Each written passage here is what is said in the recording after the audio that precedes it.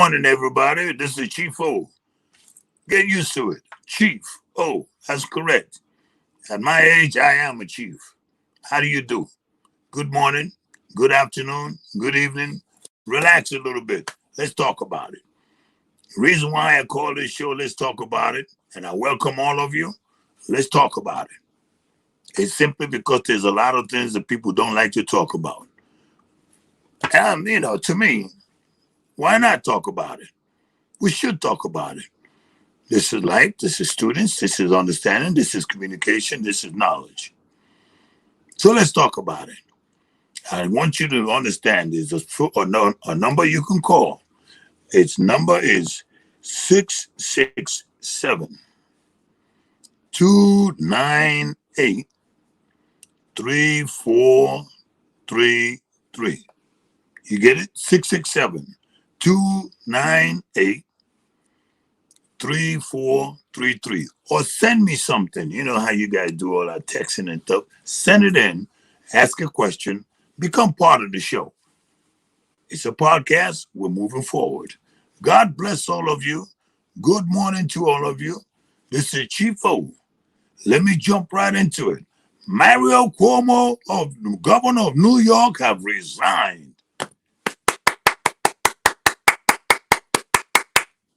How you like that? So the bottom pincher, the backside tweezer is gone. No matter what, he did it. And he finally admitted, okay, I did it. Nobody likes to be all that huggy. We got COVID going on, so they say. So some people say. And he's out here twitching and tweezing them and disrespecting ladies. I mean, they could have been my wife for 50 years. Yeah, right on, bro. I got one for you, too. But he's finally gone. Thank goodness. Now, as far as I'm concerned, the lieutenant governor should go, too. Even though she is a lieutenant governor, but she's been with him all that time. She's supposed to be watching out for what he is doing. And every time that he hugs a woman or a young girl with that old self he's got, she's supposed to let him know, hey, excuse me there, Governor, you can't be hugging on women and slapping their bottom anytime, anyhow, all in the view of public and camera. You can't do that. So she should go too. Mario Cuomo left. His lieutenant governor should leave too. That's right. So,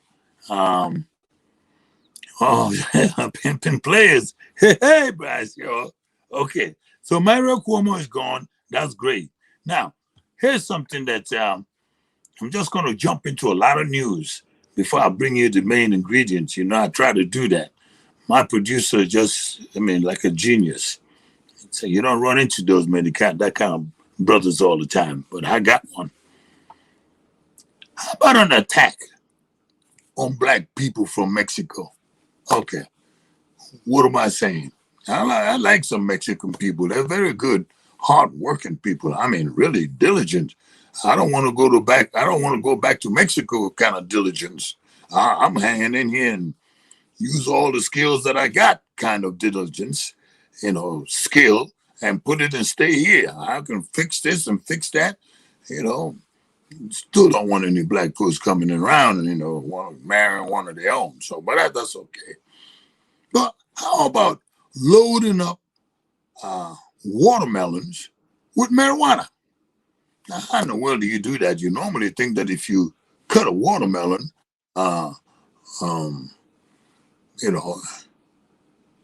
you think that if my producer is something else. I like this guy.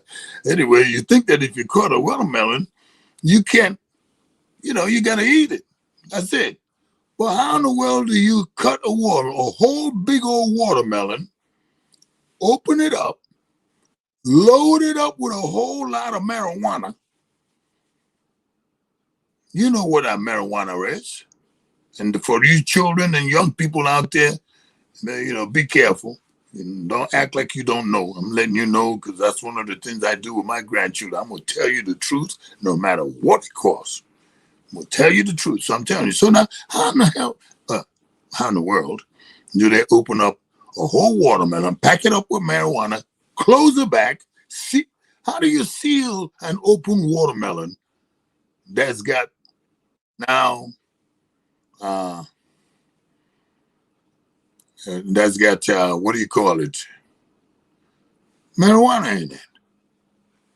So if you go buy some watermelon, the best way to do it now, my wife, she does it, tap it and something about the yellow part in the bottom, and that's how you can tell that the watermelon is good. So, I don't know.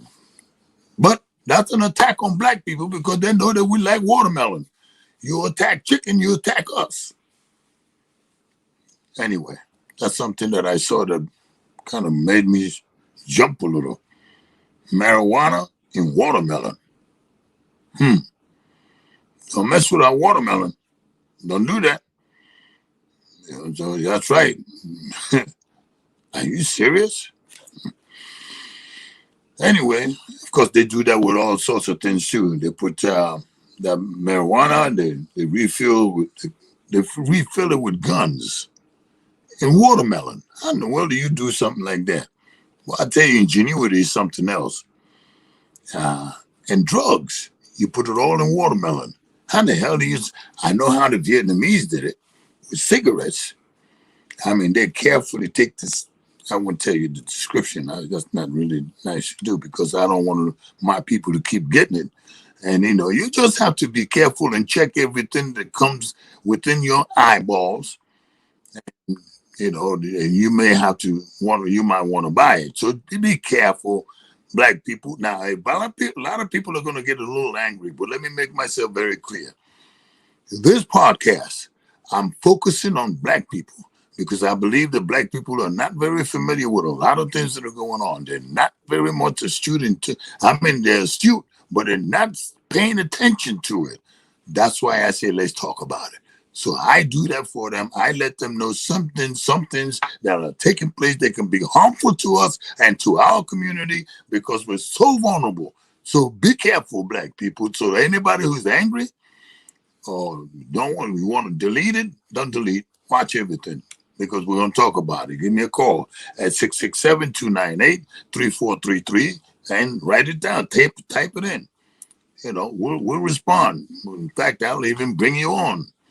But it's for black people and anybody else who wants to watch. You're welcome. Good morning. I'm called Chief O. I welcome you to Let's Talk About It. Now, black people, everybody else is listening. As I tell you, be careful what you buy. Be careful on what's out there in the marketplace. And you're ready to go ahead and put your money on it. Before you do that, be careful. Check it carefully. Don't be in a hurry all the time. That's on news. What about the Baltimore crimes what is crime? What is all the crime? What causes it? Is it drugs, gangs, or bad governance? That's right, politicians. Are you out there making policies to make it easier for people to be able to have guns that much available? Yeah, I mean, Second Amendment, I'm a supporter. But are you out there making policies, especially in urban cities, where certain things are available, drugs, and then, having a lot of vulnerable people like us, my people, getting access to it? What about you media folks? Are you propagating? Are you pressing it? Are you pushing it? Are you a drug pusher?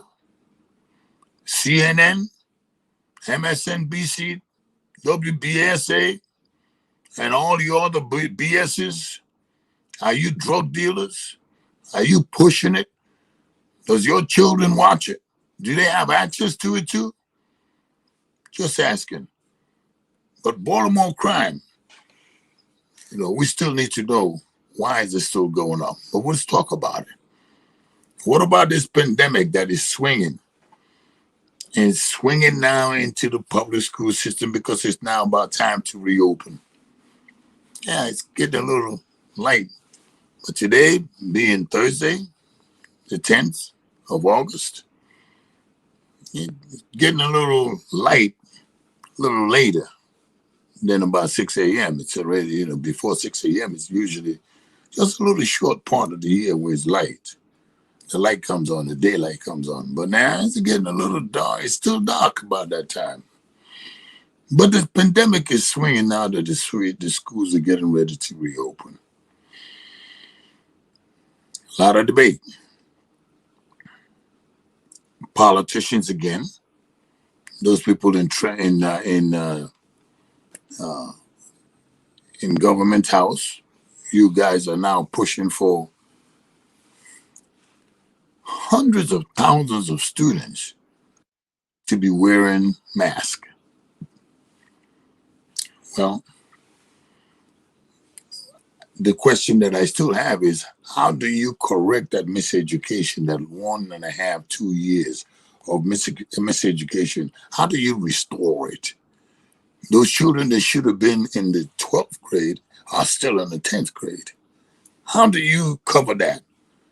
What's it going to cost that next generation? Those lost years of education. Something the politicians have a lot of hand in doing.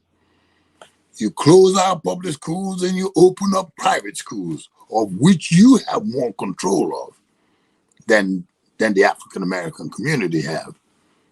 Let's be honest about it. You came up with virtual learning.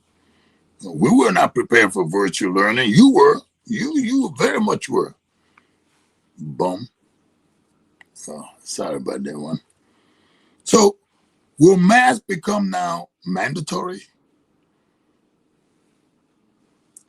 First of all, there's a cost for these masks. Manufacturers are getting paid. The small businesses, some of them that know how to design these things, they're getting paid. I think Black people should get involved in that. Now, as soon as Black people get involved in it, somehow or another, you'll find somewhere to run away from it. So, is mask going to be a problem? I think so. Because apparently, there's some schools that will force mask wearing and some schools that will not. Now, if we can geographically find out who are not forcing it and who is being forced upon, we can make a distinction of how bad public policy can be. And that's public policy made by politicians, politicers. So we'll keep an eye on that. Virtual school learning is still there. So there's going to be a lot of people that are not going to let their kids out. I think some of members of my family, they're not letting them out the door. But that's something that is, internal. Governor Hogan, outgoing Governor Hogan, as soon as the funds that has been generated from from sale of COVID, remember, and I keep telling everybody, that small vaccine that everybody gets a shot of, $3,000, $3,000, $6,000. For every one that you got, $3,000, $6,000. $3,000 in this arm, $3,000 in that arm, and in many urban cities, they turn around and they give you 230 more. Make sure that you take it. So that's how much each one of one citizen, one person, that's how much it costs. So when you see the Governor Hogan there, if the money is running out, generated from the pandemic sale, COVID virus sale, vaccine sale, all that money, when they start running out, here comes another one. It's no longer called COVID. COVID is gone. Done COVID, slap, you're out. Well, now you're coming up with Delta. And you know what? I have so many friends in the health field. I have never seen so many people gripped by fear. Fear. Forget Delta. Forget COVID. They got one called the Negro virus. That's coming out. Forget all that. What will kill people is fear. What separates family is that fear. What closes the churches? Fear. Anytime that you want control of society, use something that they can't touch and use it real fast. Fear. Hey, something is about ready to happen, and you better be ready. You remember some of those people to be out on the streets with a big sign that says, "The world is coming to an end." Oh, Lordy, let me go get something. Let me go buy this. Let me go spend this money. It's all about money, folks. But that's okay. Some people truly believe that there is some virus. They really, really, really, really believe it. But I always ask the question, have you ever seen a virus? Not that little ball thing that they put on the on TV. Tell you that's what a virus looks like. How you know? You ever seen one? They always say scientists have done it. They believe, you got to believe the scientists. Okay, I'm a black man. Is there any black scientists out there that can persuade me that this is real? No, I got to listen to an Italian guy named, what's his name? Fauci. And a nut named Nancy Pelosi. I mean, she's a nut. I don't care what anybody says. I'm old enough to call her a nut. I mean, I'm older than she is. So as far as I'm concerned, what that woman is doing is crazy. Crazy. Democrat, oh, so sorry. Didn't mean to offend you guys, but Democrats, she's nuts. So I'm going to listen to her. I'm going to listen to, even Hogan. He's not even close to anything. So, people kind of believe their own people. Oh, no. The Chinese believe their own people. Mexicans, they believe their own people. You name it. Every ethnic group believes their own people. Well, who we black people got to believe? Anybody to just tell us that there's something coming to get you, it's coming right in your house, it's around, you breathe the air, you die. Let's get serious. But Governor Hogan, you're outgoing. Lord, I can't wait till you go. They called you a Republican. I vote Republicans nowadays most of the time. But I have voted Democrat. I don't like them. I don't like their policy. I don't like what they're doing, especially to my people. And I'll be honest with you. A lot of motorcycle riders. I got a good friend who's a good motorcycle rider. He likes to really, and I got a whole bunch of friends in the Legion. I'm a veteran, but in the Legion, I mean, these sisters and these brothers got these motorcycle things that look like, well, you can just click it and they'll go straight up to space. And then these folk motorcycle riders, wow. I have a lot of admiration for them. Not because most of them are veterans, but because they really take the kind of activity they involve in, an activity that really makes them feel good. I like them. You should too. I don't know what I did that one for, but I just like motorcycle riders. Some of them sisters in a motorcycle riding club, you see them, you'll never think that mama is on a motorcycle going down the road. Vroom, vroom.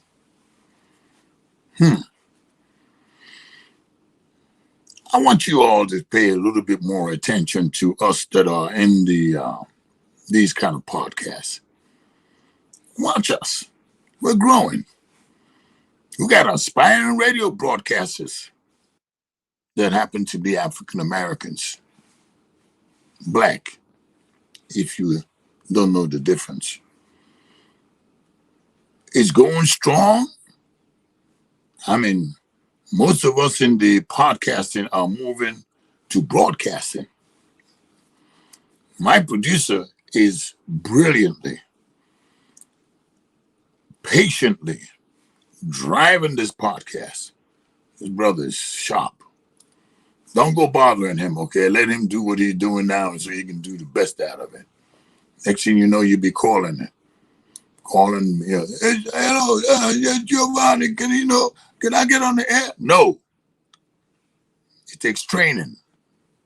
But he's moving us and he's training us. And we're doing good. So, let's talk about it anyway. The conservative media. Watch my sisters, 5 of them. They're great. Pop politics, they're really great. I hope I think they all went on vacation or something, but they're all coming back. Some of the things that is on the line, got to move a little faster. Critical race theory is brewing up. Critical race theory, you have to start asking the question, is it about history or is it about skin color? Some politicians are going to be using it strongly during this midterm election that is coming up. Republicans believe that the theory is about hating each other. No, I don't agree. See, I told you some political policies and ideologies and theories I don't agree with. Because the way I look at it, once you hide the history under the rug, it's either going to repeat itself or, some people will be just out there doing things without any kind of knowledge. And the Democrats, they want to hide the history about how America evolved. Now that's real. Democrats like to hide it. I told you I don't like them either, particularly the Democrats. At least the new batch of Democrats that they've got out there today. Man, they're not that good. They got media blitz on their mind. Every time you turn around, they want the microphone. They want you to take this microphone and put it in their mouth so they can say, good morning, say something. Say something. Hello there. Oh yeah. I'm on TV. What a bunch of idiots. They forget that what they're out there to do is to make policies that have positive impact on everybody that lives in this wonderful country. Sometimes it looks like this wonderful country is shifting towards socialism so quickly. Passport for vaccines. Socialism. You can't travel out the country. Concentration camp. You can't go anywhere. Plantation. It just seems like it's shifting toward that area. Bernie Sanders. Oh, yeah. What a bum. I mean, this guy is nutso, crystal nutso. But he's a socialist. Now, what are we black people going to do when this stuff come hitting us on the door? We don't have anything that is so structured because the NAACP, I don't know where, they need to change that name. The National Association, I know you asked that question, so I'll tell you. The National Association for the Advancement of Colored People. Where are they taking us? The Congressional Black Caucus. Where they taking us? They don't conglomerate. They don't come to a unified, organized, intellectualizing, and getting involved with what is happening so that we can know what to do. So these Congressional Black Caucus, Black Lives Matters, NAACP, I mean, who are all these people and where they come from? A lot of them are just so plain thieves. Don't forget, 667-298-3433. Call, send a text. So let's go to Africa because I like to cover a lot of areas. Timing is good because we got a nice show for you. You remember the story we told you about this young man in East Nigeria? Know your geography, black people. Know your geography. Put map of Africa in front of you, so when I talk, you can say, "Oh yeah, that's that place there." So you go to this country called Amalgamated. Um, okay, sure they are. Yeah, the Congressional Black Caucus, somebody, and NAACP and Black Lives Matters are race hustling groups to promote socialism. They are. Yes, yeah. Good statements. Absolutely correct. Hustlers to promote socialism. Ah, man, we're in trouble. We got to keep a closer eye on all these little hustlers all over the place. Buy a cigarette. Buy drugs. Buy this other thing that they're coming up and selling. But let me see your palm. Let me see your card. You know, they're terrible, terrible. That was a very good statement. I appreciate whoever sent that. That's good. Anyway, Biafra. I spoke about Biafra before. A nation of about 14 to 17 million people with their own culture, with their own language, with their own territory, want to become a sovereign nation. And it seems like the amalgamated country, now the amalgamated country called Nigeria, is suppressing them, trying to keep them from becoming an independent sovereign nation, doing everything they possibly can. A lot of killing of innocent women and children. Shame on you. God will punish you. So, Biafra is, by the way, they have a demonstration scheduled August 30 to 31 in Washington, D.C. from 9 a.m. So if you ever get a chance to go to a Biafran demonstration, you see some beautiful black people. Oh, my God. I mean, really. And they'll talk to you in your language. Espanol, they're speaking Spanish, too. Arabic, well, careful about that. But, yeah, they'll talk to you in Polish, Italiano, Latin. Brilliant. Igbo people, the best in the world.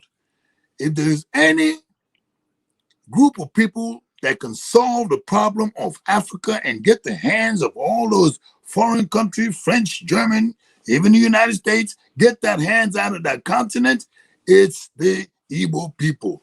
Once Biafra becomes a reality and you need to help them and support them, send them some money, for crying out loud, so they can at least try to protect themselves. And nothing wrong with protecting yourself. That's the first order of that's the first nature, whatever they call it. But protect yourself. So Biafra, the young man that has been captured who generated the IPOB, they've got him locked up. We pray for him. Please pray for him. His name is Nnamdi Kanu. Pray for that young man. Pray for all the brothers that are incarcerated. Every single one of them. All the sisters, all the mothers that are incarcerated. Black people that are incarcerated. Damn near 63% of our population are incarcerated. We're either incarcerated behind bars or we're incarcerated with fear outside of the bars. Either way, we're still incarcerated. So I just kind of beg all of you, all you pastors out there, pray for every black man, black woman, black son, black daughters, black grandmas, black grandfathers that are all being incarcerated by some autocratic mind scientists or just dictators, people that just ain't got nothing better to do but just go about killing people and taking their lives for no good reason. God is still in control. I think they need to be reminded that God is in control. And at some point, he'll let you know he's in control. So let you be aware. I like that song that says he's an on-time God. Yes, he is. He's an on-time God. Yes, he is. He may not come when you want him, but he'll be there right on time. He's an on-time God. Yes, he is. Lord, have mercy. Oh, come on, God.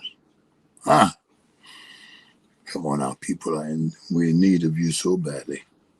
Guys, let me stop before I go into my sensitive mode. Too many black people. Chicago, 55, 65 shooting, 100 shooting. Damn it, every day. That's a war zone. Atlanta, even Alabama, for crying out loud. You know, covered by snakes and bushes and all that. They in trouble. Baltimore City. So, anyway, that's the thing on Biafra.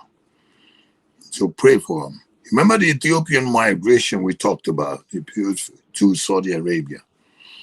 You know, you remember that old movie, If You Build It, They Will Come? Well, I guess Saudi Arabia is built up. Ethiopia is built down.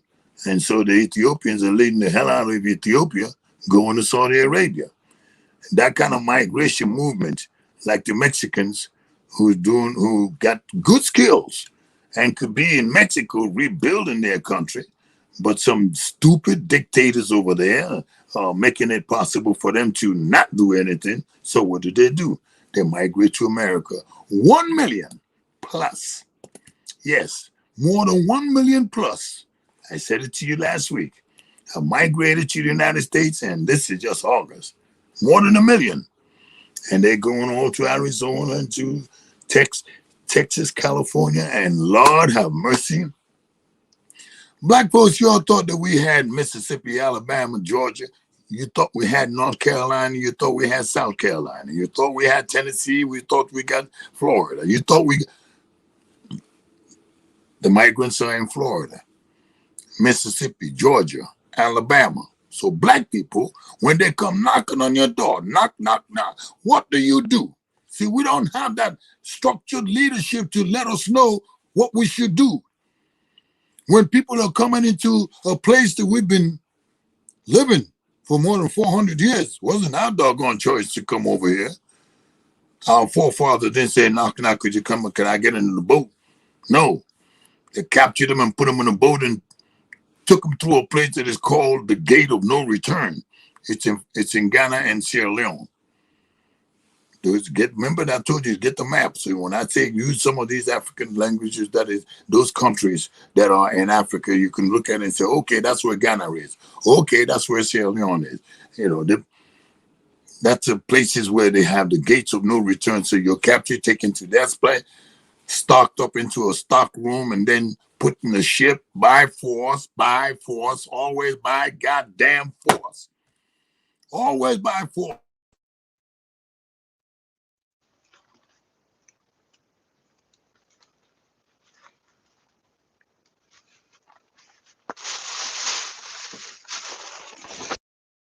So now what do we do about it?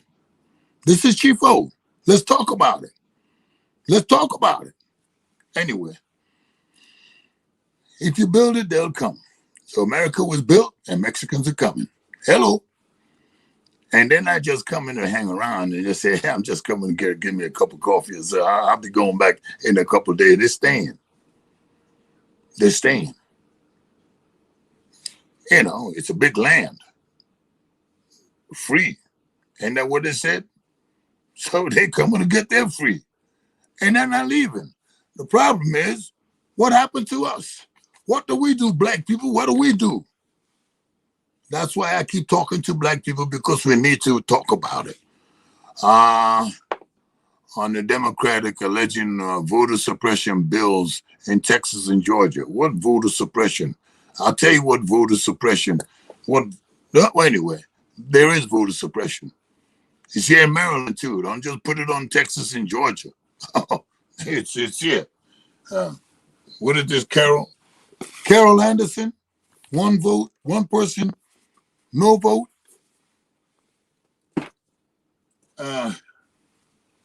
Look, my thoughts are simple. Hello, KJ. So such a wonderful, pretty, brilliant girl. Oh my God, this sister. Woo, she's moving this world. That's right. She is moving this world. Oh my God. The voter suppression issue definitely is something that we should be continuously watching. I registered more than 650 Black people in Baltimore City in the last election. I suspect, I really don't have any access to data, but I suspect that maybe about 45% of them actually participated in the vote, and actually the balance of it were not did not participate. It was a simple strategy that the Democratic Party used. KJ, they moved the polling places. They shut down polling locations. And when they did that, naturally the land is going to grow longer. So they say, hey, well, we got these Negroes out there. They can't go home. They want to vote. So we'll either put a box out there for them to put their votes in, or we'll go ahead and give them some potato chips and pizzas and a bottle of water. You see, it was a good strategy on their part. And we just sucked it right in. Let me make myself clear again. During the last election, the Democratic Party in Baltimore, in Maryland, shut down polling places, replaced the polling places with boxes designed for them to be the only person with a key, a lock, a policeman watching the box all day long. Designed for people they claim to be can't get to the polls. Of course you can't get to the polls. You closed it. That's why they created a box. It was a simple strategy, you know. But our leaders, where the hell are our leaders? They're just going right along with it. And they knew that they were suppressing our votes here in Maryland, and they're suppressing the vote in Texas. Georgia needs to watch out. Georgia, because that voter suppression down there is not entirely against Black people. It's for Black people. Now, does that make sense to you? You know, the voter suppression is for somebody? Yeah. Look behind the wall and see who are the designers. Follow the designers. Follow the money, so to speak. No. The voter suppression was designed to suppress African American votes. When you have 20, 25 polling places that normally have been open, so people can go in and vote and be able to still go home without standing in line all day long, when that is now cut down to about 12 or 15, or, you know, what's going to happen? The line is going to get long. And people are not going to be able to make their job. Now they have to force themselves to lose some money because they're not going to work, because they want to vote. They got us. We got to vote. Yeah. But still, the numbers of Black people voting is still really low. But they made sure that that's low. That's what that box that they built over everywhere, that they put at every school, especially urban schools. Yes, I said it. Urban schools. So people can drive by, drop the ballots in. And who's dropping the ballots? How do you check it? There's no way to check it. You know, in the polling places, oh my goodness, I better move fast. At the polling places, there should be one Democrat, one Republican. That's the check and balance. Now, if you put that box out there, who's checking? You know, a guy from China can come over today. He got enough money, put about 100,000 votes in the ballot box, go back to China. And who's there to count them? Because in the board of election, you can't get in. There's not enough Republicans, workers to check. It just keeps going. I mean, there's one place I checked, and the Indian that came out of there for lunch said, "Oh, geez, it's so easy. You know, we don't see too many." And she told me this: we don't see too many African Americans coming in, ballots when we count. What did I tell you? Voter suppression, it's real. It's real. That H1R1 40 voted down. voted down. Go with the Republican side, because at least there we're dealing with actual non-fraudulent, no corruption, no scheming way of suppressing people. We're dealing, Republicans make sure that people at least get to vote by making things so simple, not simply for those who want to stay in power, but for those who actually play to vote. Remember what I said. It's not those who actually vote that determine who wins. It's the people that count the vote. Look in the back room. If you don't see any black folks in there, the Igbo people, I told you about the culture of Igbo people. If you go to any country and you don't see an Igbo person, get out. That's not for you. So yes, the voter suppression is real. So don't forget, where am I at? Let me go. Okay, I got a few more things. A few African news. If you're gay in a country called Cameroon, you're in trouble. Serious trouble. Yes, you could lose your life by mob attack. You go there being a black man doing all that fancy walking that gay people like to do, you're in trouble. I'm telling you, gay folks, don't go to Cameroon. You ain't coming room back. That's supposed to be funny. I know some people will get angry, but that's okay. It's a cultural that is not acceptable. So why are you going to go over there and, start to play that gay stuff? I mean, that's your choice. But stay the hell away from people like myself. I'll whoop you. Anyway, there's also fighting between armed groups, unlawful kidnapping, killing, widespread destruction of infrastructure and homes. All of these things are going on in that country called Cameroon. We talked about Ethiopia the last time, remember? But now we're talking about Cameroon. Cameroon is an Anglophone country. That means that it's French colonized. So now they are fighting each other after the damn French have gone over there and colonized the country. And now you students have to ask the question, what is colonizing? Because you're about as dumb as a wall.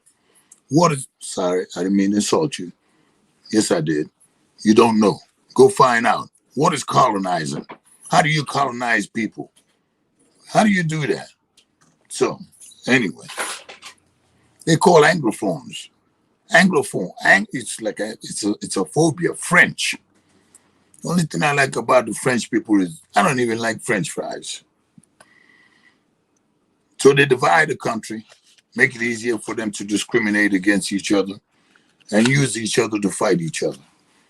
So, a lot of human rights violations and abuse spreading widely in that region. So this is Cameroon. Go and find out what's going on in Cameroon. It's a black country in Africa, one country. The whole continent is not one country. So go find out. Open up this media thing that you have and find out. Okay, let's get back to America. Don't forget, support Biafra. Chicago homicide. My God, I know you've heard it. Oh my God, shooting, climbing daily. 12%. In 2020, 252 people. Just last week, 52 people. How the hell do you shoot people 20? Oh my God, it's so annoying. How in the world do you get to the point of shooting 52 people in one weekend? In 2019, about the same time, this is FBI crime data. 1,300 in 2019, about the same time. In 2020, 1,700. In 2021, 2,000. Like, look, that's more than 4,000 people. We're talking human beings. And Baltimore. Baltimore is steady climbing, folks. It's steady climbing.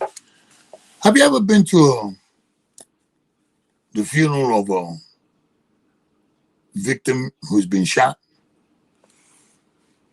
And discreetly, I went to one. It's the most awkward looking thing you ever seen.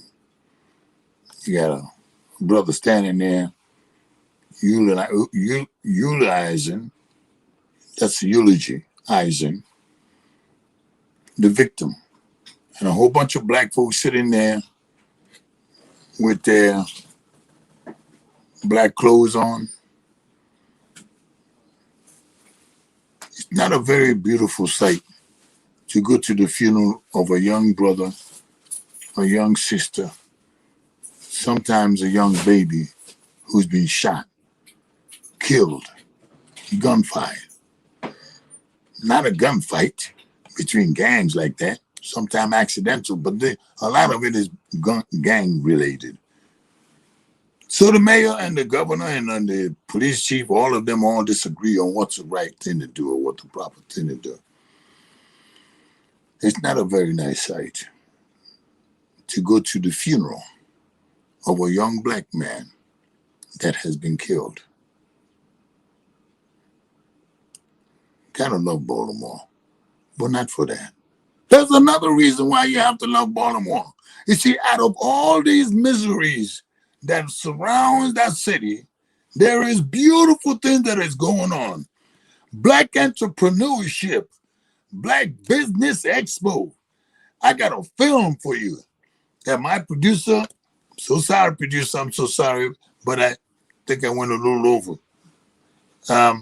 He's going to give you now. It's not too long, but watch this film that in the midst of all the problems that we have, there's some minds, there's some people that will do things that will shock you. Are you serious? That black people, in the midst of all of these losses and all these trials and tribulations that we go through, some people come up with, oh my God, a Black Business Expo. I thought we weren't supposed to be that smart. You know, not like the one that happened in Louisiana. Where is that state? I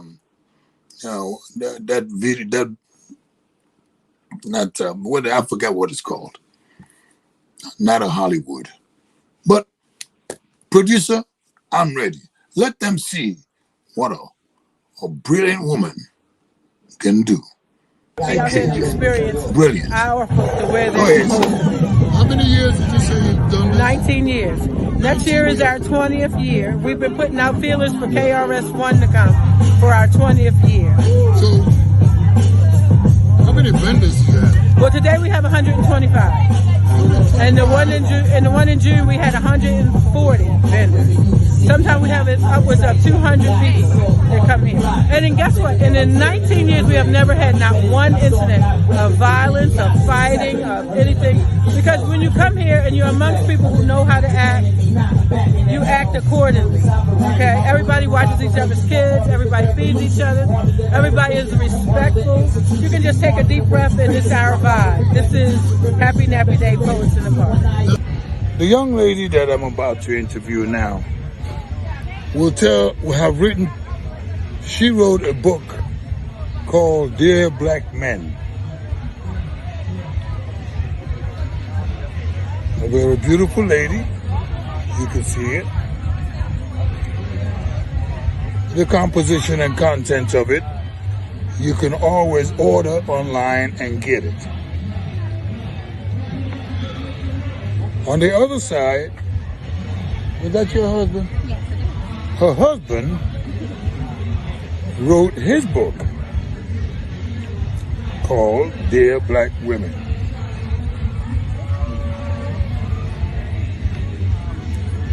She's right here, and I would like to ask her, why did she write this book?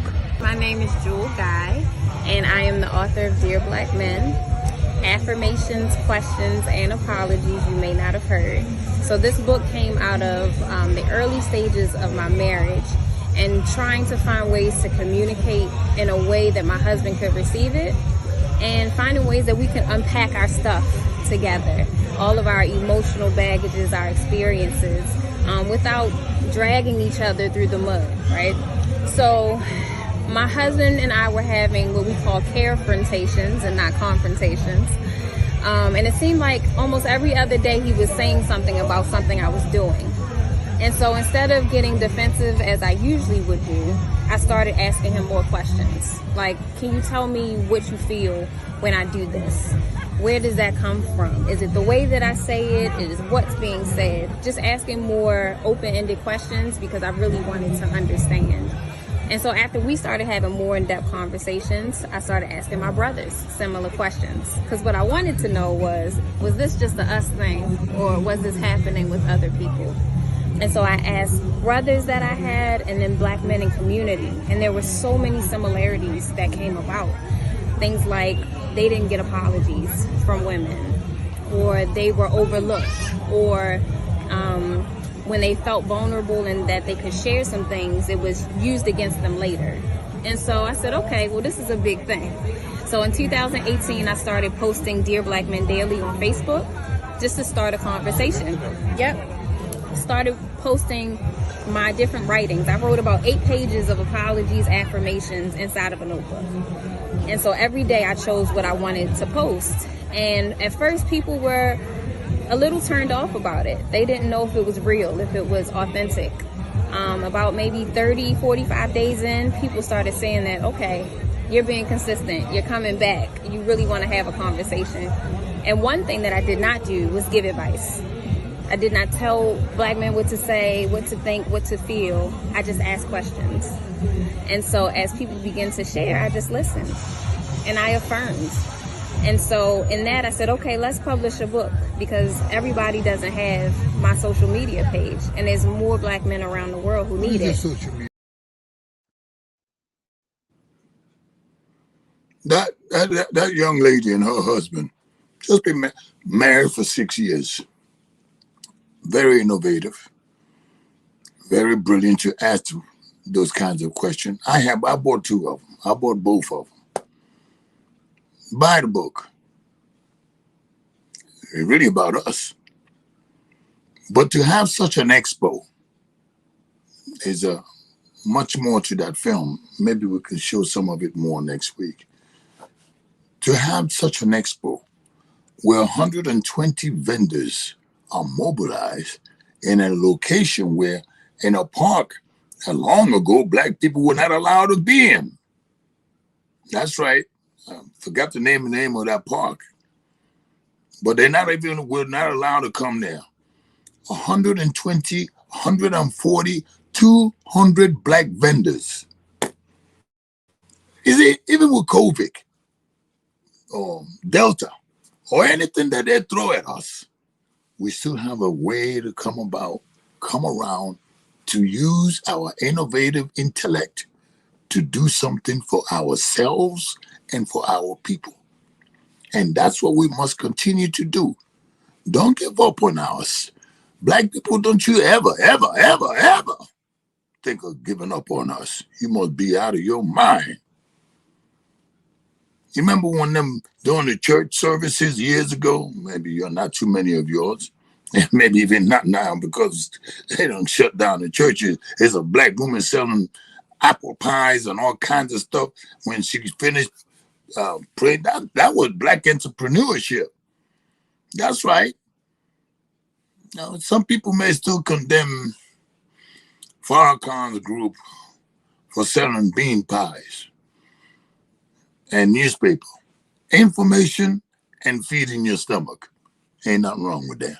Here's this young lady writing about a relationship that is good for us. We need to stay in relationship. That's what holds us. That's the bind. That's the social bind that holds us. Don't give that up. It's so easy for other people to throw their doggone nonsense into our down culture.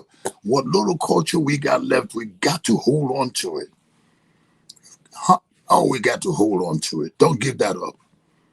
But, I'm about ready to finish this show.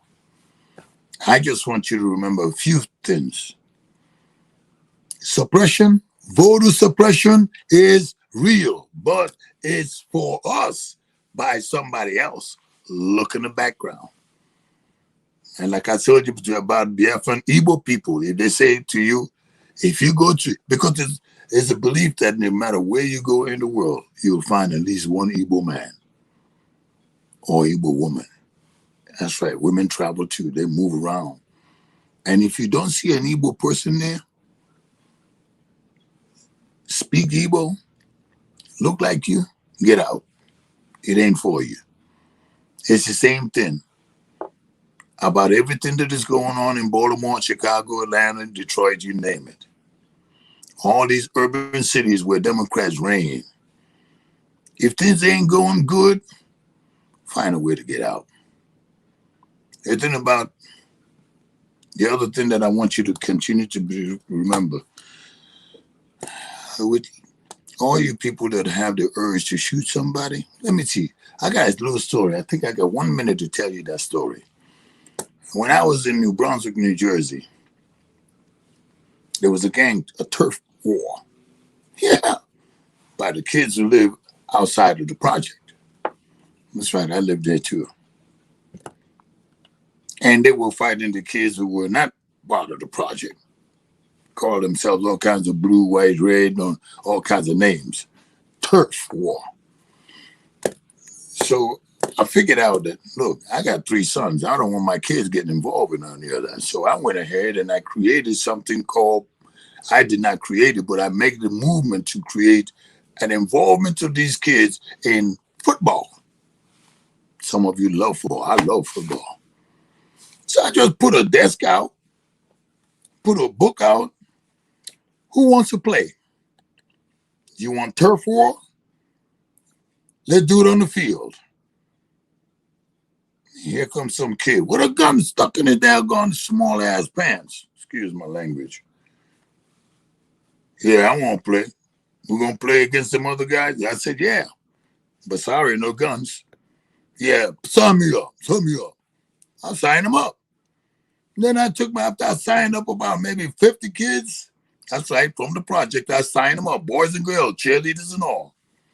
I went to the other place. Y'all want a turf war? Come on. Let's sign you up. Sign them up. Then I went and found some coaches, people who actually played football, not just Pop Warner. They played high school, they played semi-pro, and not too many pro football players. But I mobilized them, got them to say, okay, I'll coach. And they can't, finally, and we got the school to let us use the high school football field. From that day on, the first day was not nice because, they kind of recognized each other. These kids recognized each other and wanted to go at it. But we took all the knives and all the weapons and everything away from them at the door. So we didn't give it back. I think we turned it over to the black policeman, who inevitably turned it over to the white policeman, and everything found itself back in the street. But it wasn't that easy. But turf in Baltimore City, you ain't got no turf. It's not yours. What are you turfing for? Land, ground. No, it ain't yours. So why are you fighting for turf? Why are you killing each other for turf? You want turf? Go over to a ground anywhere, take some salt and pepper on it, pour some salt and pepper on the ground and start eating. That's your turf. But you don't own it. That turf was here before you, and the turf will be here after you're gone, because you will go, like everybody else. So stop this gang nonsense in Baltimore City, Chicago. You guys are either stupid or something, but let's find an innovative way to get you out of that. We got to do that, and we're going to be talking about that. This is Chief O. Doggone it, let's talk about it. Let's talk about it. Let's no longer ignore this. What is happening to us is real. God bless all of you. Go to church, if there's a church open. We're going to talk about that too. Until the next time, take care of yourself. Until the next time, stay aware. My producer, God bless you, bro. You're the best.